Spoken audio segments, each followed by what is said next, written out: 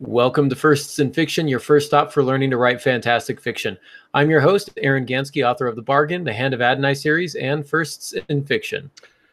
And I'm legendary writer Alton Gansky, author of numerous novels and nonfiction. Sorry, I was doing a play on a commercial, which I love. What commercial is that? I can't think of his name now. It was in Cheers. Played the bartender, played Sam. Ted Danson. Yeah, Ted Danson. He's been in many other things. He does this vodka commercial, and he's sitting at a bar, and he introduces himself. Hi, I'm legendary actor Ted Danson. I thought, what a great line. Yeah, it is, right? So I've always wanted to use that. I'm legendary writer. That's a legend in my own mind. Okay. So that brings it back over to me. Yes, I am Molly Jo Riley. I am, I'm not going to say legendary. I'll let you figure that out. I am the curator of the Unemployment Cookbook, producer of this podcast, and finally, 2/3 of the way down, second draft of NOLA, Location Mystery set in New Orleans. Round of applause for me. Yay. It's only taken 7 years to get here. So thanks for coming along for the ride. Well, it doesn't matter how long it takes you to get there, so long as you get there, right? Yes.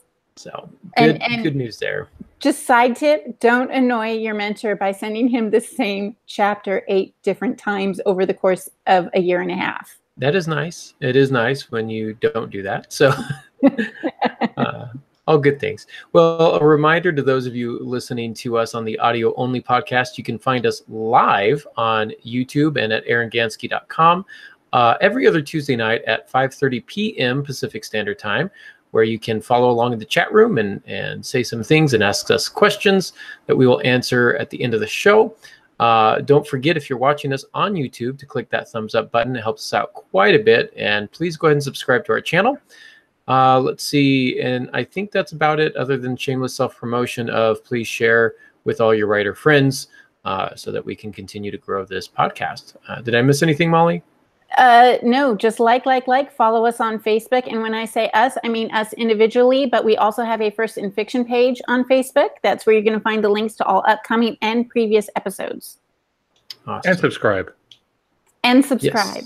Yes. And the newsletter. There's a newsletter down at the bottom that you can subscribe down there. I just got an email from someone who is expecting the newsletter who didn't get it. So I'll have to talk with them maybe after our podcast tonight. So we'll get that worked out. So and send money. And send money, yeah. Just so you guys know, my chat room keeps refreshing itself. So I don't know what the problem is over here, but I may be having technical difficulties. Other than that, the newsletter is going to be going out this week. So look for it for the July newsletter will be going out this week. All right. Sounds good. Well, tonight we are going to talk about voice in fiction, as I try and set up my display over here a little bit better. This is going to be a fun one. Voice is one of the trickiest things to really tackle in context of teaching people to write. It's like nailing Jello to the wall. How do you do that? That's a good question. It's really tricky. I won't reveal the secrets. Just trial and error, I think, is your best bet. But what you'll find is you'll talk to several different authors, and they'll have several different opinions about what voice really is. So what we have for you tonight are some notes that were put together by a friend of mine named Diane Sherlock, author of Wrestling Alligators and also co-author of Right to Be Heard with some guy named Aaron Gansky. But very brilliant stuff here. But Pops, as you were looking through the notes, you and I kind of had a discussion beforehand, and I'd love to kind of have that discussion for the benefit of our listeners about voice. What I had said was that voice is really, I was almost using it interchangeably with the word style. For example, when you pick up a Stephen King book, you know it's a Stephen King book. Same thing with the Dean Koontz. When you pick that up and read it, you know Dean Koontz wrote this. You can read a passage by Fitzgerald and know instantly that Fitzgerald wrote it. Same thing with Hemingway, etc. And oftentimes as new writers, we don't have a unique style of our own. We may really like Hemingway, and so we write like Hemingway. We may really like Fitzgerald, so we write like Fitzgerald.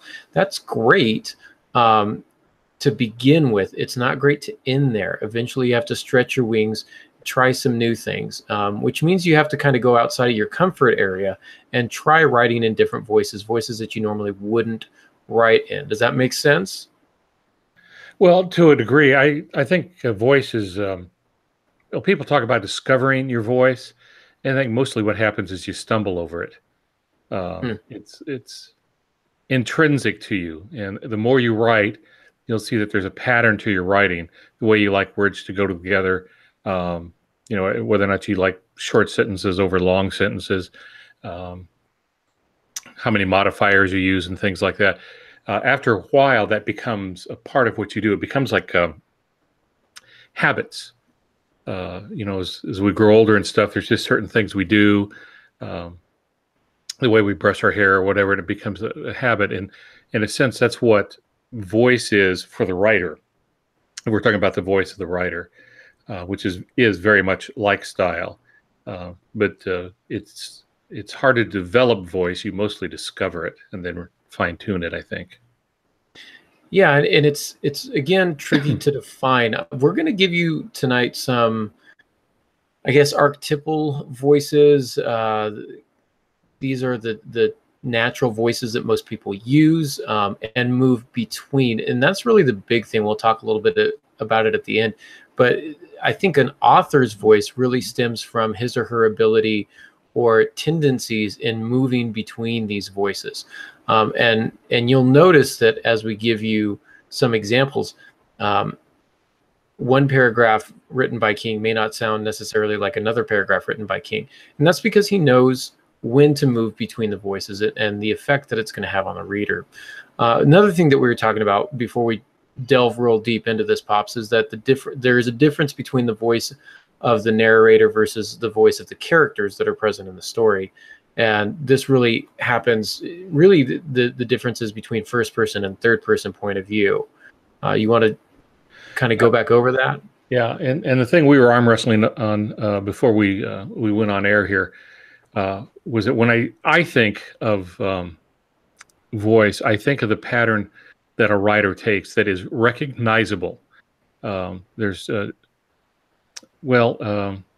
Ernest Hemingway has a very distinct voice. Mm-hmm. And if somebody's reading it to you, you don't need to know what the book is. You can tell. In fact, it is so distinct that a long time ago, I think it was ESPN or somebody, did a series of commercials in the voice of Ernest Hemingway. That is, the narrator spoke as Hemingway wrote. And when something like, he reached out. He reached out and he caught the ball. He reached out and he caught the ball and he ran. He ran hard. He ran hard and he ran fast and he ran long. Okay, that's a pattern that Hemingway has.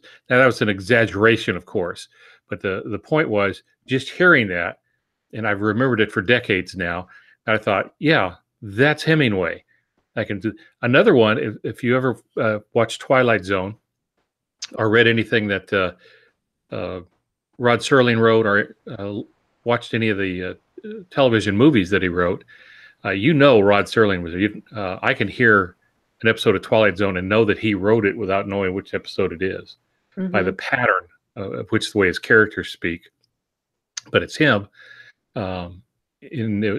He's the only one who can get away with that. I would never suggest copying him, but he was Rod Serling, so he could pull it off. But you only get one of those, I think, for several generations. Absolutely. So, yeah. So again, when I'm talking about voice, I'm talking about that stylistic habit that a writer has that identifies the writer without even putting their name on it. So with Stephen King, for example, sometimes the language is really rough. The horror is usually very graphic. It's not to say others don't have a lot of bad language in their books and the horror is not graphic. Stephen King has fine-tuned that to his art, and it's very recognizable. Mm-hmm. So Dean Koontz, though he's done horror and stuff, doesn't sound anything like Stephen King when he's writing those kinds of scenes. They're nothing alike, but you still get the same emotional response to it. Right, right. So what are these archetypal voices? The first one is the natural voice, and this is really probably the easiest to write in. It's the one that we most naturally write in because it is easy. It's everyday language. It's very straightforward, nothing fancy about it. And because of that, you see that most novels will fall into this category.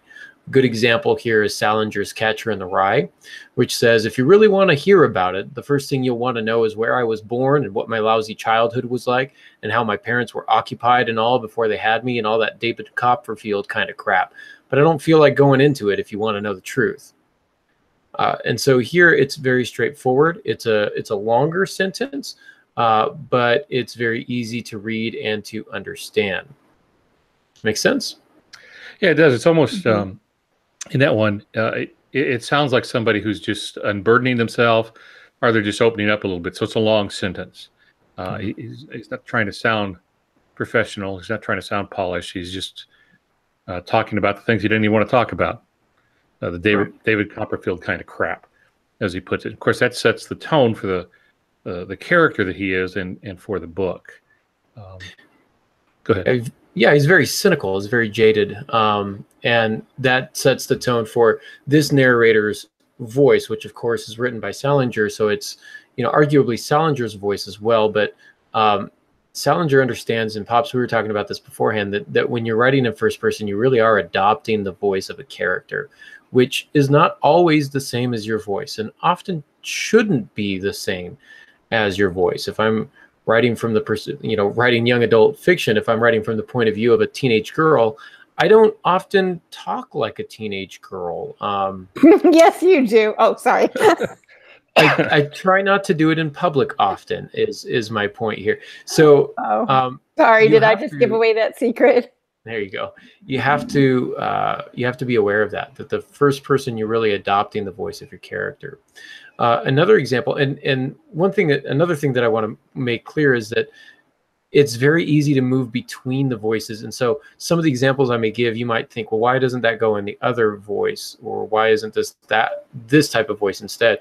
Especially between like natural and chatter and the deconstructed voice, they sound very similar because they're somewhat straightforward, but there's a slight difference. For example, here in Cormac McCarthy's No Country for Old Men, and you've got to love Cormac McCarthy. If you haven't read him, there's some language and there's some violence and stuff like that. But when you read a Cormac McCarthy book, you want to talk about a distinctive style and voice. This man has it, and he's a contemporary American novelist master. He's just phenomenal. But just a small snippet of dialogue. And when he's writing dialogue, he doesn't even use quotation marks because he's Cormac McCarthy. He apparently doesn't have to. Everyone else does, but he gets away with it. So just these lines of dialogue in No Country for Old Men, he says, there might not have even been no money. That's possible, but you don't believe it. Bell thought about it. No, he said, probably I don't. Very just straightforward, very natural. Make sense? Yeah, it does. It's but see, there we're dealing with the syntax of a character, which reveals his background. So that's one of the things we were talking about before the show, is that in the series of novellas, each of 4 novellas made a book that I did with Bill Myers and Frank Peretti, Angie Hunt, and I. We were doing this. So you have 4 authors, but we had to maintain character voice across the books, across the novellas. And since they're told in first person, that's fairly easy to do. But when you read this, my character, Tank, who's just kind of a good old boy, he's not stupid, but he's just not really sophisticated in any way. He's just kind of adopted a very simple life. And that's how he goes through life. But he drops the G's off ing endings. He just talks in a very simplistic way, even though he has a decent vocabulary. He just chooses to do that. Well, that's not my voice. Okay, that's what I made him. As I built his character, that's what I made him. So he's not in my voice. I'm in his voice in doing first person. And that's why in third person, when we're talking about the author's voice, that's a different thing. That's the narrator's point of view usually represents the author's overall voice as a writer. Agreed. Unless he's purposely making the narrator a separate character, such as the grandfather in The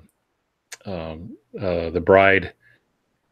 I can't think of it. The Princess Bride. Princess Bride, yeah, where the narrator really isn't a character, but acts like a character. So he's a grandfather reading a book, and so you're going to get the voice of that character. So it's a character over a character, pushing, I guess, the author back an extra step. Yeah. You know, and it's funny, in this, our conversation beforehand, Pops, you had brought up The Bargain, my novel, and mentioned that the voice of the narrator was not my voice.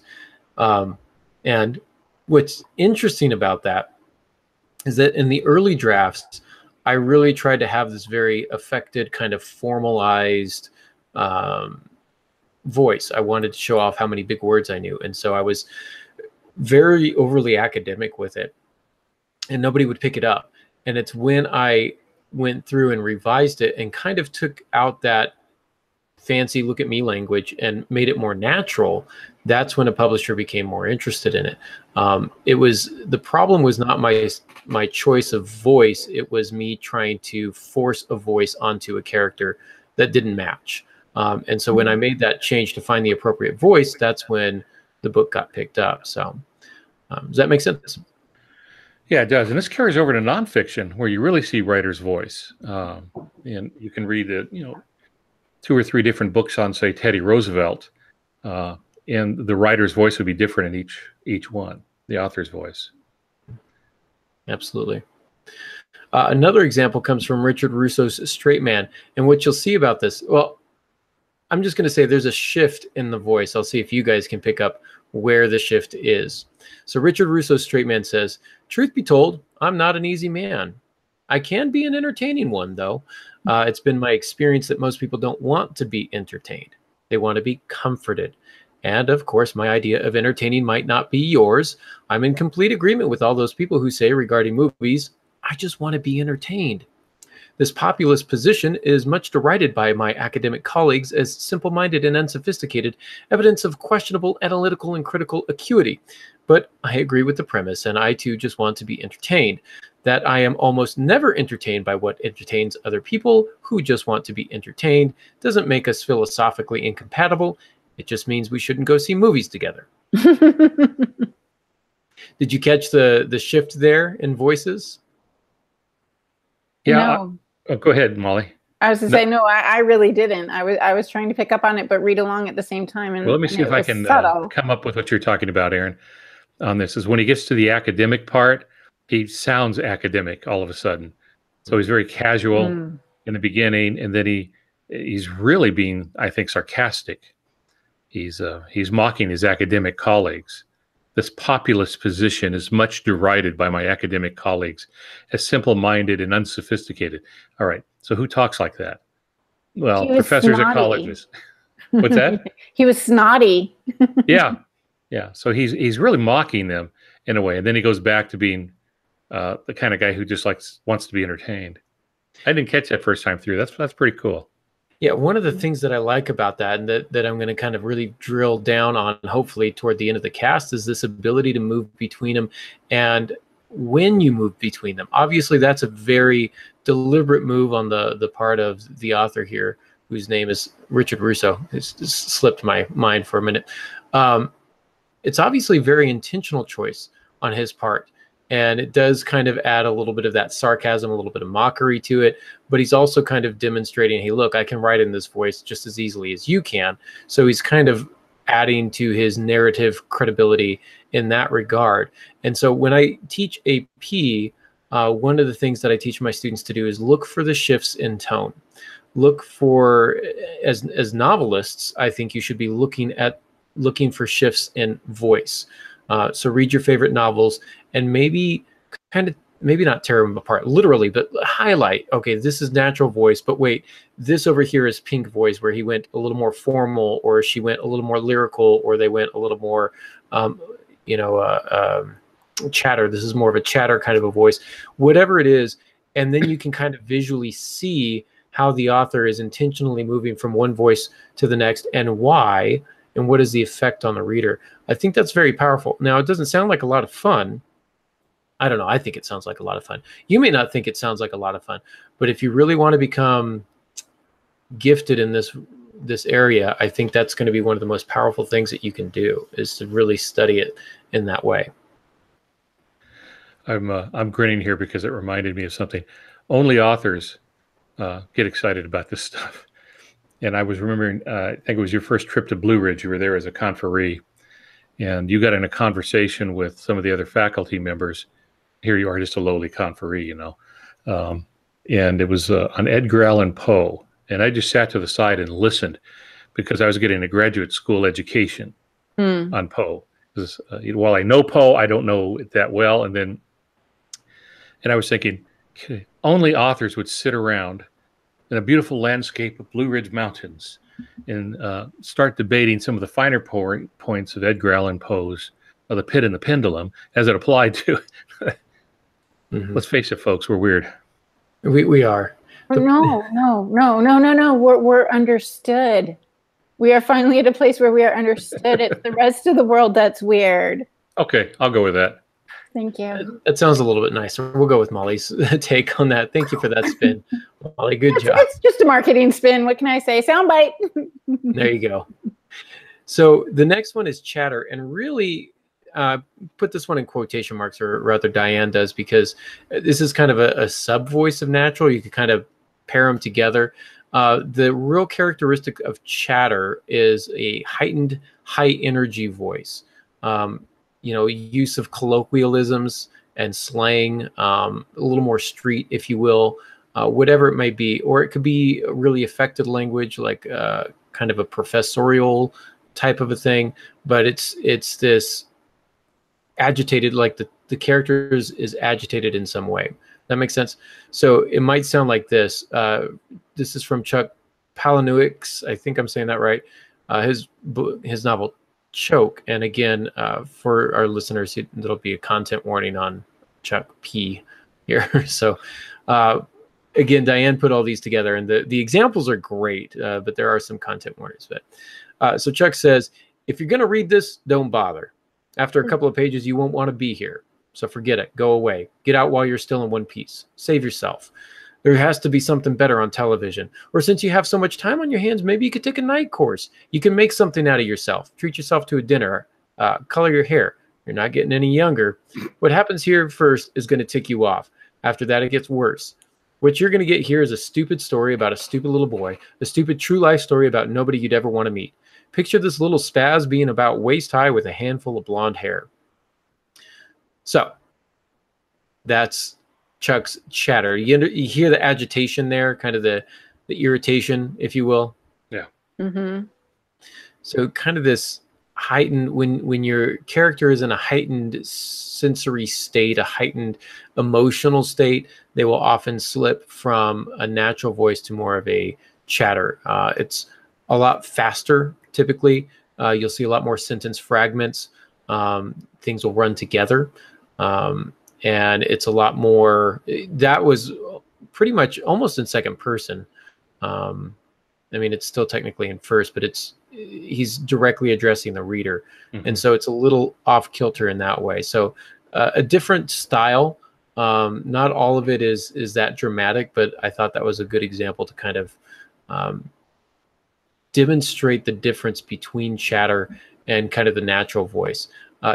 Salinger's Catcher in the Rye sounds almost like chatter because it's very colloquial, all that David Copperfield kind of crap. But it's not as sustained as Chuck's is here. So, makes sense? Yeah, because the character is not just telling a story here; he's interacting with the reader, which, in a sense, is making the reader part of the story, even though they're passive players in the story. In acting, they call this breaking the fourth wall, where they stop like an old melodrama. I don't know if you've ever seen an old stage melodrama where you boo the bad guy and say hubba hubba when the woman walks in, the female lead, and cheer when the hero comes in. And they always play to the crowd. I saw one where if the crowd wasn't involved enough, they'd stop the play and chew us out. Or prompt us to do something that, come on. And then So it keeps the audience involved in the action, becoming part of the action. In a sense, when an author does this, this is what they're doing. They're pulling the reader in by addressing them. But it can get a little dicey, because when do you stop doing that? You're doing it as prologue, well, okay. Or even just a introductory scene. If you go through the whole book doing that, it can get a little difficult. I think readers of Chuck P kind of know what to expect now. He's kind of developed a reputation as one who pushes boundaries. He's the author of Fight Club. So he's really one who likes to challenge convention quite a bit. It's worked out very well for him in terms of his career and the money that he makes on his novels, etc. Whether or not his novels are any good, or that's a matter of a different opinion. Each person has their own opinion, but one thing that must be recognized is he does challenge the readers, especially the reader assumptions of what a novel should be and the shape that it should take. He really likes to kind of stretch things and take things as far as he can. So usually you know what you get when you're picking up a book by him. So he may sustain that for the entire novel. I just had a thought, kind of hurt too, but I don't get them often, so it's kind of startling. Does that happen to you a lot? No, I'm glad I was seated when these things happen. But you and I were having that discussion, that debate about character voice versus the author's voice. But something you just said made me think that if this author writes this way all the time, that is, he has a character who talks directly to the reader all the time, then that is the writer's voice. Even though we're reading it through the character's voice, if this makes any sense, but it is his style, it is his approach, it is his way of expressing the story. And that sometimes happens. And so we go back to Sue Grafton, Kinsey Milhone. It's always the same sound all the way through, and that really is Sue Grafton's voice. And you kind of get the same thing, I guess, with Sherlock Holmes stories, Doyle. So, yeah. In that case, I think you could see the two becoming the one. Again, my whole point was to say there's a difference between character voice and author voice. True. Yeah. Most notably seen when you look at the difference between a third-person point of view novel and a first-person point of view novel. So, lyrical voice. This is one of my favorite ones. It's very poetic and sensory rich. So it focuses on taste, smell, sight, sound, feel, all of that stuff. A real attention to imagery and even rhythm and meter. It slows down the reader in a positive way, I guess. It's very useful to distract from tense moments or to heighten silences or romantic moments, those types of things. Charles Baxter wrote an essay called Stillness, in which he kind of argued that violence is, if you have just violence all the way through, it kind of loses its power. But what makes it more, those powerful moments more powerful, is when you have moments of stillness, and maybe not necessarily silence, but when you slow things down, then when the action picks up, it's a lot more impactful. And that's what the lyrical voice can really do. It can slow things down and give us a real good attention to detail on this. This is one of my favorite ones because it allows me to be a little poetic. And if you know anything about my personal voice, I tend to slip into the lyrical register more often than not. I tend to rely on it fairly heavily. Maybe not, I don't sustain it as long as the example that we're going to read. But it is something that I'm definitely aware of. Fitzgerald, again, also really makes use of the lyrical voice as well. Steve Almond, there's a lot of them.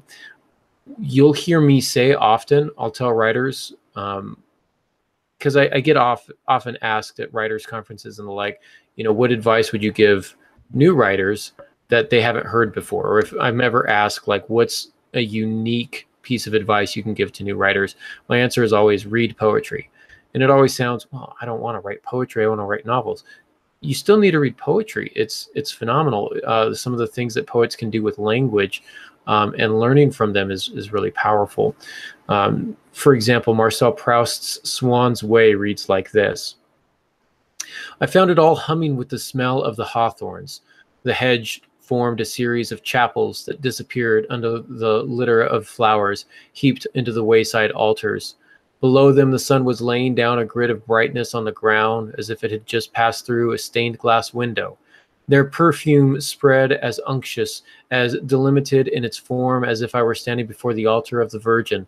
And the flowers themselves adorned also, each held out with a distracted air its sparkling bunch of stamens, delicate radiating ribs in the flamboyant style like those which in the church perforated the balustrade of the rude screen or the mullions of the window, and blossomed out into the white flesh of a strawberry flower. Which, yeah, pretty easy to do, right? Wow. Yeah, that's easy writing there. Yeah. Some of the things that I like about this, you get right off, I found it all humming with the smell of hawthorns, the hedge. So you get 3 H words real close together, and then again heaped a little bit later. So she's definitely playing with sounds, a lot of P words, past, perfumed, perforated. So she's playing with sounds, but also the imagery as well. The repeated use of religious imagery to explain natural things. There's a lot going on in this little paragraph here, and not much happens. No oil tankers blow up. No one gets shot.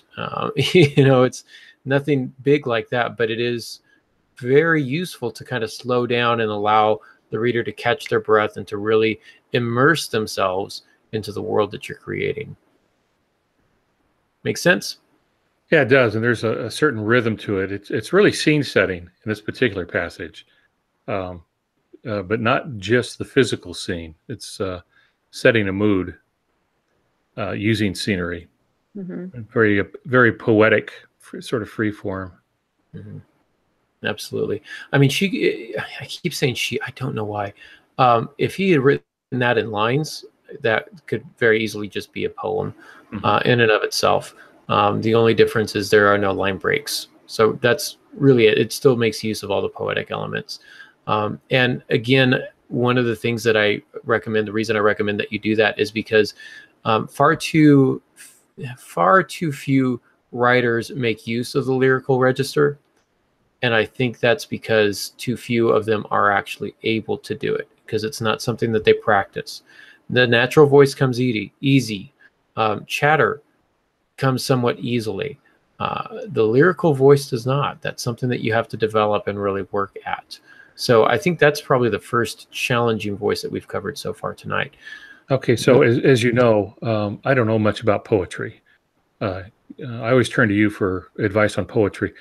And I just caught this little thing, Ever the editor, I'm afraid, was talking about the sun. And I'm wondering if this is intentional, that he wasn't a little stricter. And where is it here? I just lost it. Here we go. The sun was laying down a grid of brightness on the ground. So far, so good.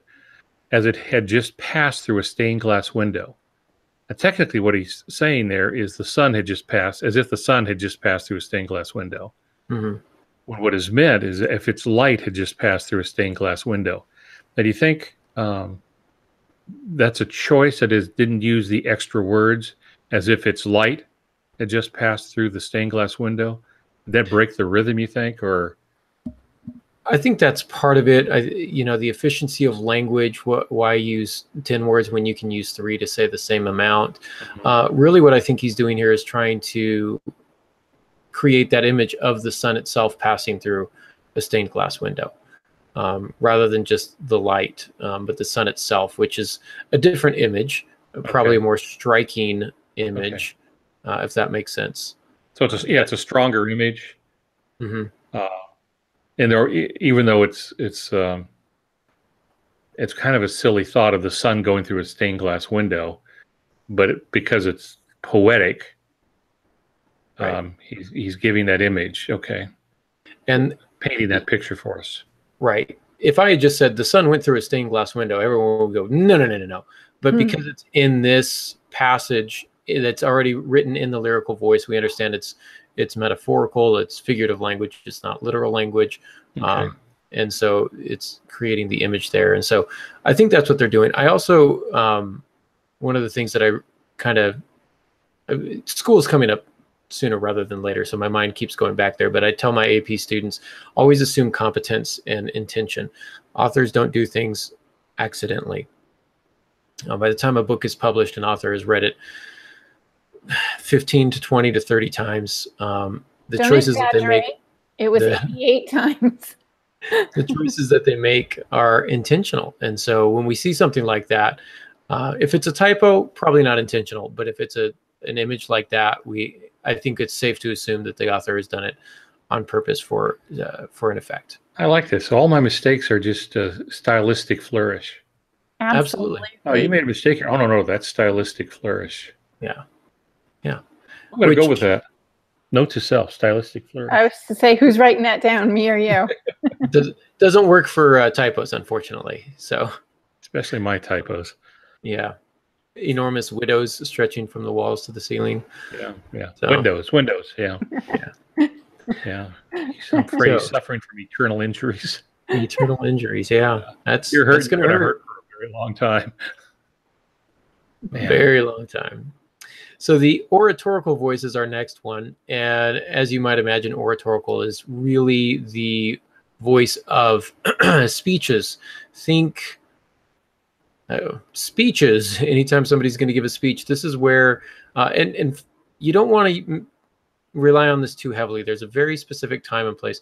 The oratorical voice, you might use it if a general is rallying his or her troops before a big battle. You might use it if your character is speaking at a luncheon.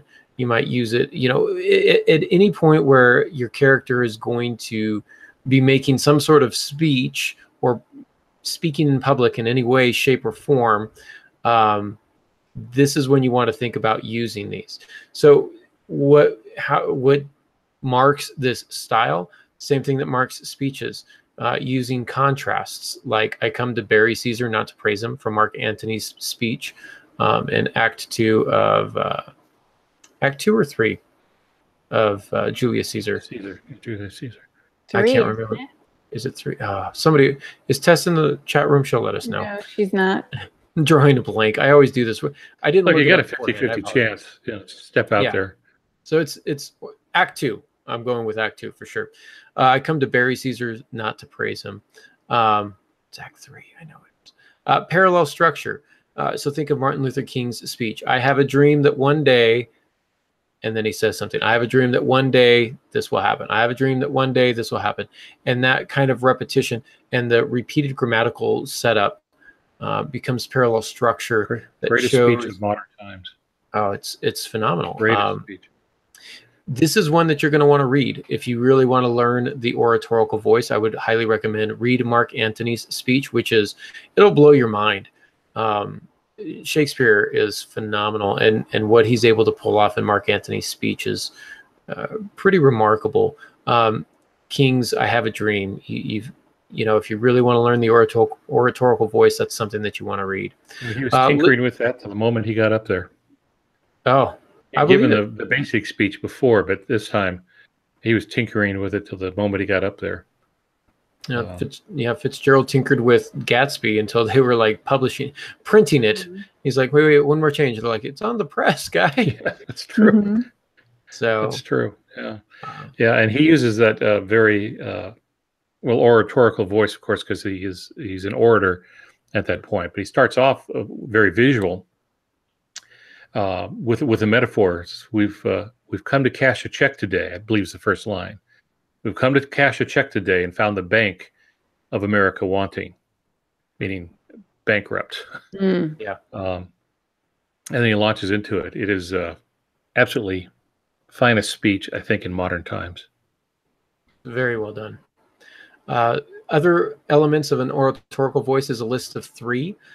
Education, edification, and emancipation. So alliteration also would go in there. combining and contrasting lists. So you contrast a third item with the first two. We shall negotiate for it, sacrifice it, but never surrender for it. It's still kind of a list of three, but it's 2 yeses and 1 no. You don't want to do this too much because it starts to get annoying. Yeah, not as exciting. It's hard to really kind of sustain this for long, but it does work very well. For example, Charles Dickens' A Tale of Two Cities. It was the best of times. It was the worst of times. It was the age of wisdom. It was the age of foolishness. It was the epoch of belief. It was the epoch of incredulity. It was the season of light. It was the season of darkness. It was the spring of hope. It was the winter of despair. We had everything before us. We had nothing before us. We were all going directly to heaven. We were all going the other way. Notice it's just a list of contrast, contrast, contrast, contrast, parallel structure the whole time. It was this, it was this, it was this, it was this, it was this, it was this. So very oratorical in that opening line. Ecclesiastes 3:1-8. There is a time for everything and a season for every activity under heaven, a time to be born and a time to die, a time to plant and a time to uproot, a time to kill and a time to heal, a time to tear down and a time to build, a time to weep and a time to laugh, and so on and so on and so on. I find myself wanting to sing the song now, but right. Yeah, you get the idea here. Words. Contrast after contrast after contrast. And again, parallel structure, a time for this, a time for that, a time for this time. So that kind of repetition tends to be very powerful in the oratorical voice. All right, how are we doing?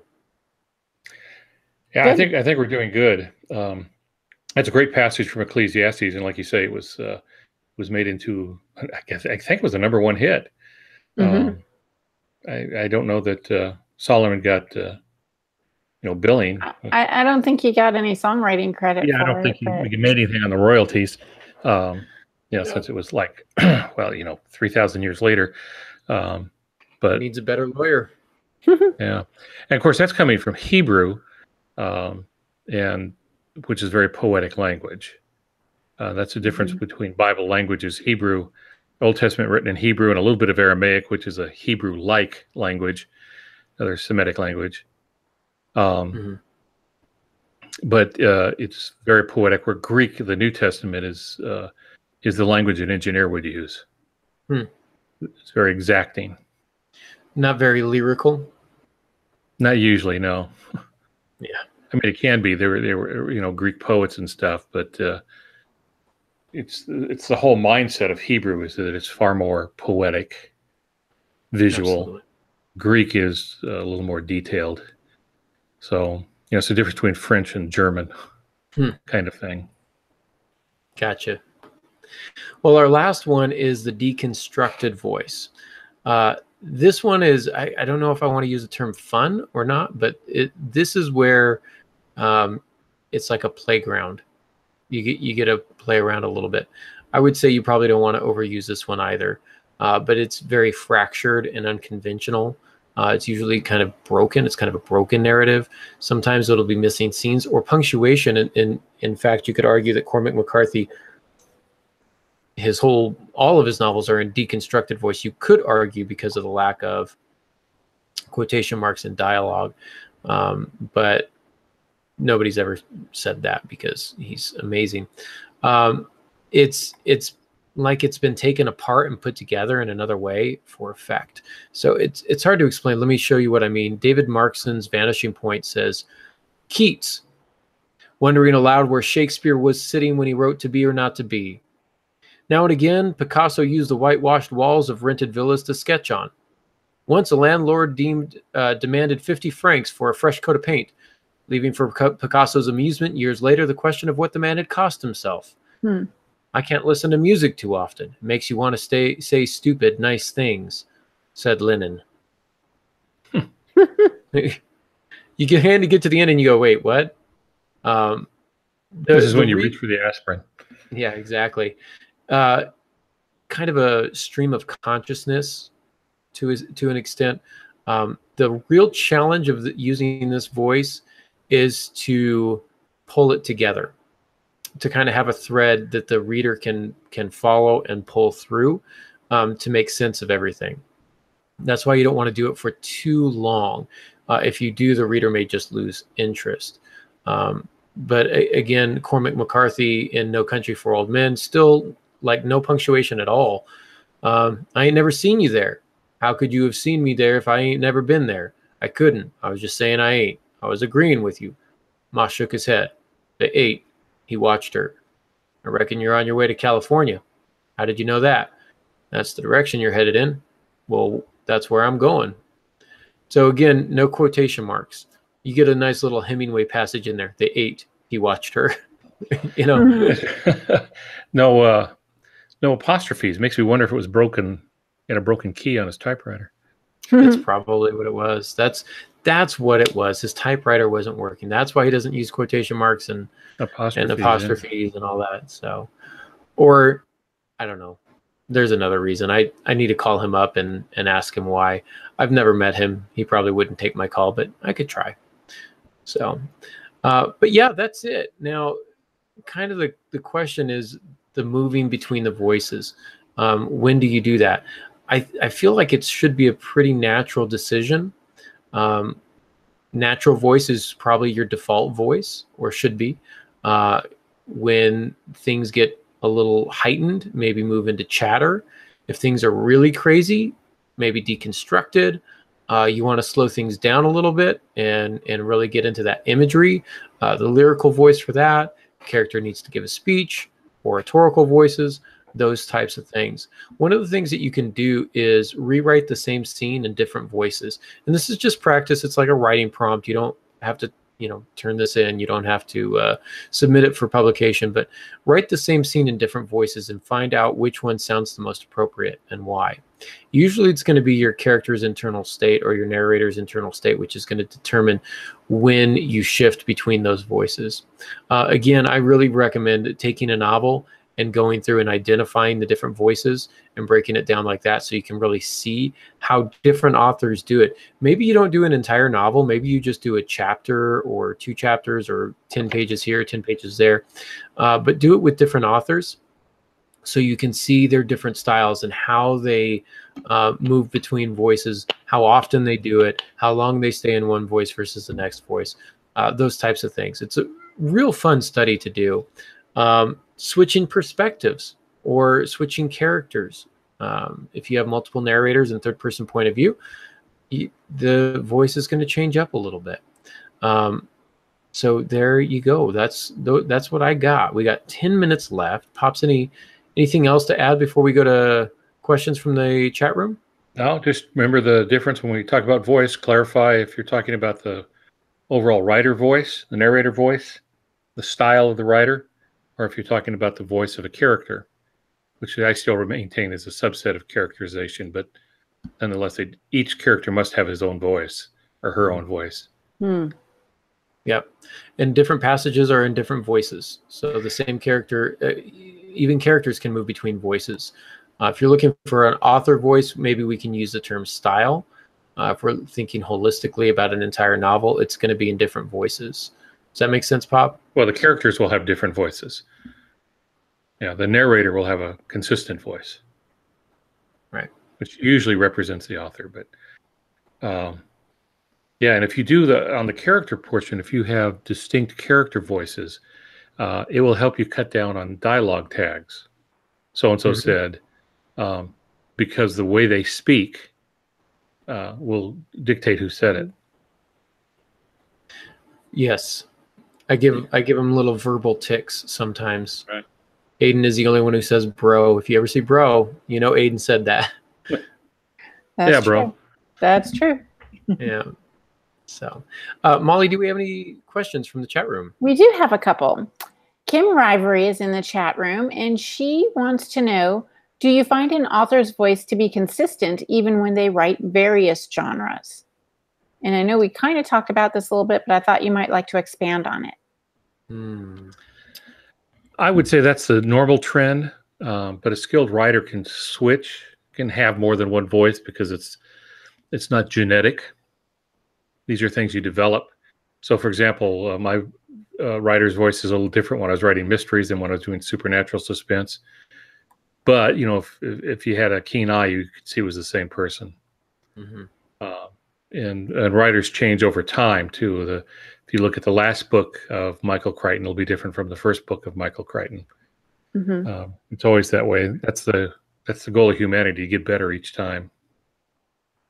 Yeah, I would agree with that. I think even when switching genres, that there's still an element of the author's style / voice that carries over, and it might be more noticeable based on the genre, based on the conventions of the genre. Certain genres may want more of the lyrical voice, some may want more of the oratorical voice, some may not want any of it, and so a good writer, like you say, Pops, is going to be sensitive to the demands of the genre, but more importantly, I think the demands of the reader. But in the same way that many of us have verbal tics, as writers, we all have our own writer's tics, things that kind of give us away, little tips and tricks that we kind of come back to and reuse often just because they're familiar and easy. So you can still tell, I think, from genre to genre. I have, through most of my books, played a little game. There's 2 words that I will find a way to put into the text. And the people that know that will look for it when they read my work. Gossamer's one, like gossamer steam off a hot cup of coffee. Ooh. Or, gossamer like a spider web, or whatever you're describing. I'll try to sneak gossamer in, and then I'll use the word macadam, which is another word for pavement. The inventor of pavement was a guy named McAdam. So in some places they still call it McAdam. He fell down and skinned his knee on the McAdam. And I got that from Dean Koontz, and it was just my way of nodding at Dean Koontz because I used him as a mentor when I was first starting out. So in every book I would use the word McAdam somewhere, or I would use the word gossamer somewhere. That is very cool. Aaron, do you use any words like that repetitively through your books? The, said. All the time. Those darn sneaky prose killers that you were supposed to get rid of and forgot to do so. That's it. I noticed one thing that I do. I noticed this on my revisions, so hopefully not many of them make it through. I will interrupt a character's dialogue in the same line. So it'll be blah, blah, blah, she said, blah, blah, blah, blah, blah, she did this. And so I've got like the dialogue tag of she said, and then also an action. And so I tend to double up on that. And the reason I do that is because I want a natural pause in between, dialogue A and dialogue B. And so I'll use the she said as the break. The break, but then I add the action at the end, and that's inefficient. And so I find myself constantly taking the action and using that to interpose in between the dialogue, or just front loading it, or just saying I don't need it here, because I tend to do that. I do overuse that quite a bit. Yeah. Well, don't. Okay. you talked me into it. Okay. I do what I can. I have a question. When we were talking earlier, what kind of voice is Shakespeare? English. Clever. Not clever enough. I would say that he's all of the above. I think if you go through and you read his work, it looks different because he was writing in a different era. It was like 2 or 3 years ago, I think. Yeah. It was a long time ago. Little bit, yeah. Yeah. So it's not as easy for a contemporary reader to recognize, because they have the added difficulty of trying to pull away the language and kind of dissect it and analyze it and figure out what Shakespeare is saying. But Shakespeare was very much a master of moving between the voices, and really understood the character. Which characters are we talking about? One of the greatest speeches ever given in terms of the oratorical voice is Henry V. And that speech he gives to his men before fighting, and I believe it's the French, Mark Antony's speech in Julius Caesar that we talked about. That's oratorical, but the whole thing isn't oratorical. There are some lyrical moments within that speech, within the oratorical voice. He breaks and goes to a more lyrical speech when Antony is overcome with emotion, looking at the body of Caesar and grieving. So I would say, yes, he's all of them. He's moves between them very, very efficiently. Nice. I appreciate that. Thank you. Yeah, that felt like a trick question, by the way. No, it wasn't a trick question. It was just a question. All right. Dave Fessenden then asks Aaron, how about class distinctions in authorial voice? If you're authorial voice as opposed to narrative voice, I believe what you're asking is about upper class versus lower class. Is that? Oh, I thought he meant like between calculus and English class. That was my first thought, but then I thought about it and I didn't think that. Heavy sigh. Typically in lower classes, socioeconomic classes, if that's what we're talking about, education levels lower. So the language is a little more, I don't want to say chatter, but less formal. It's far less formal. The upper class typically will have a more educated, formal voice at times, but it doesn't mean they can't get rattled and kind of sound less educated. If that's what you're talking about, Dave, that's what I would say. Pops, how would you answer that? I'm thinking of Stephen King's Dreamcatcher, where there's sort of a team. It's an ensemble group, but they all have very different backgrounds. And the lead, I think, is a psychiatrist or a psychologist. So he's got a MD or a PhD, something like that. And then there's there's a guy who didn't make it through high school. And when I was going through that, the first thing I realized was they all had a lot of vulgarities in their language, but all the vulgarities were different based on their education. Mm-hmm. So the way they swore was different. So the guy with a high degree of education swore differently than the guy that had almost no education. And you could tell one character from another by the way he cursed. So yeah, he was able to do that seamlessly in Dreamcatcher, and it showed the difference. If you want to see it in movie form, I'm going to have to work to think of the name of the movie, but it's a submarine movie, World War II submarine, and it's a horror movie. In fact, somebody told me they stole it from my book, A Ship Possessed. They didn't. But trust me, I got the movie and watched it to see. They didn't, but they pick up a couple of that are adrift, and one's a woman, and they bring them on the boat. And as the woman walks through to a cabin they're going to give her, she walks through the submarine. The way the men referred to her changed based on where they were in the submarine. And the reason is, in a submarine, officer country is up front, and those had the least amount of education and were therefore the crudest, was the thinking in the story. We're in the very back, in the diesel and the oil of the engine room in the back. And the way they referred to her became more and more earthy the further back she walked. So she went from being a dame to things I'm not going to say, to the back of it. And you didn't have to say, the author didn't have to say, we see these people have less education than the officers up front who have college degrees.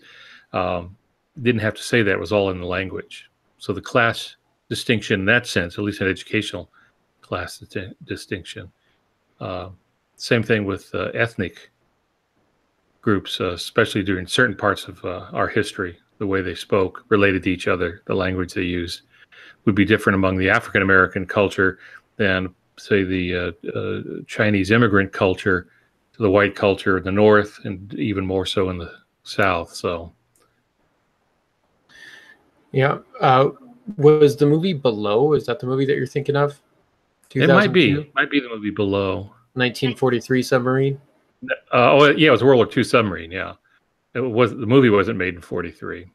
No. But the movie was made in 02. So. Okay, yeah. So I think it was a Gatto class sub. Yeah, so it was a World War II submarine. Sounds like that would be it.